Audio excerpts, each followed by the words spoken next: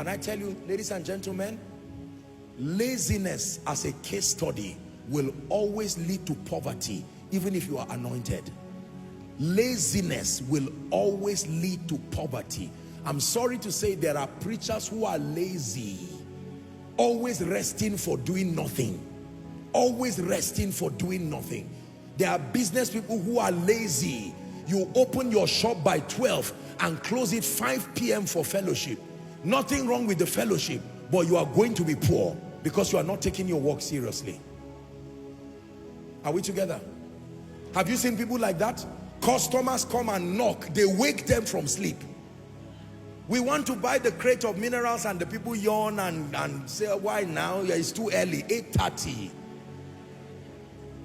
No, sir. No, sir.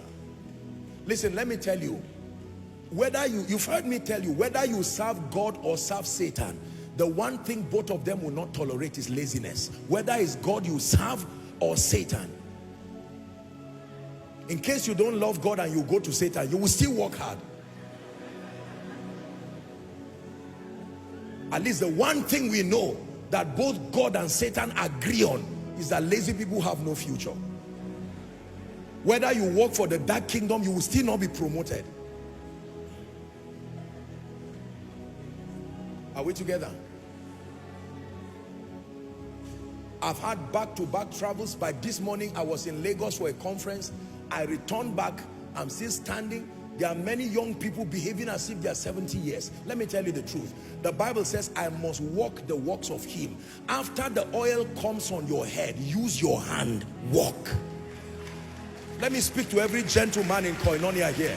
Listen, before you clap, my dear people, you know I'm for you, eh? Gentlemen, walk. Monday morning, tomorrow, don't wake up and you are snoring and stretching and saying, I'm anointed. Get up and walk. What work do I do? Read if you don't have a job. Learn from those who know what they are doing. Pray, prepare. Go and find some place to intern while you are waiting. But by all means, fight laziness. Carrying certificates, wearing suits and saying, I'm a graduate. Thank God for that. Be gainfully employed. If a job does not come, make zobo, make something, make donut. I will pray for you, make it. If one door closes, cry for a few minutes and force another one to open. That's the mindset of champions. Don't sit down telling us what happened last year. You are not the only one who went through it. We're all in Nigeria here. Flimsy excuses you find people make. Oh, you know the way it is, our job. You've been hearing what is going around. We all had it. You are not the only one who was affected. The spirit of laziness, I curse it from your life. Please take seriously what I'm saying. I curse it from your life. Go and learn tailoring if you cannot do anything. Go and learn to be an apprentice somewhere. And don't meet somebody to help you at your own terms.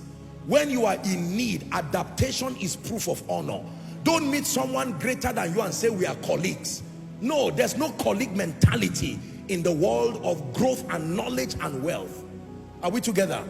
When you want to learn from the person who is ahead of you, humble yourself, receive instructions and learn.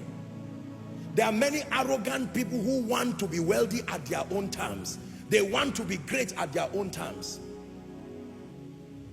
Oh, I hear that there's a store and you're looking for a foreman. Well, I can manage around. How much do you have? The man does not have anything. He sits down there and is embarrassed. Customers come, he cannot stand up to greet them because the person he's seeing is his classmate. So what? Let the classmate see you so that when God lifts you, he will know that you did not walk your way by manipulation. Are we together?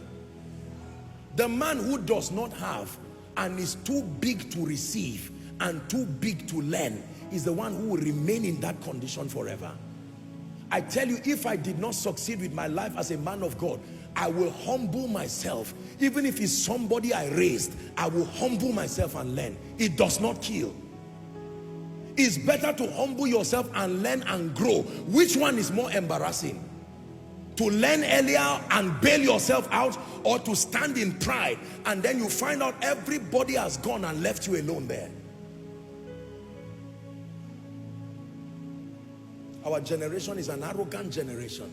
No results, and yet everybody is everybody's colleague.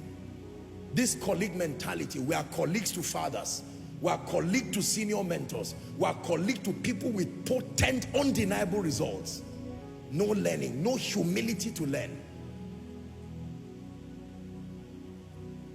Tonight's teaching is hard, don't worry, it's out of love. This is how to prosper you.